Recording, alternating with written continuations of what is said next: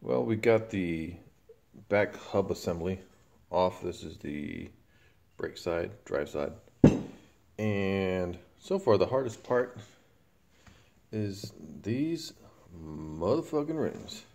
I got one side off. You can see all the grossness. And I've got a set of Motion Pro even, bead breakers. And they work pretty good for bigger bikes, but they're not doing shit to this. Well, they are, but it's like this tire is so old, it's become one with the rim. So I got one side off, and you can see where it was stuck. And I got to clean this up pretty well before I stick it back together. Fun stuff. So what I've been doing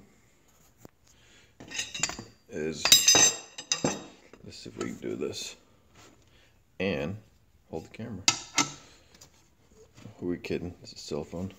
So I've been prying back, and then after it's pried back, I've been kind of separating the stuck parts with the screwdriver and just working around and hitting it with shit. I think I sprayed my fucking radio. Hitting it with soapy water as a lubricant. And I'm going to do the same thing when I put it back together. I don't have any special tire soap or whatever it's called, but yeah, it'll come off. Funky ass tires.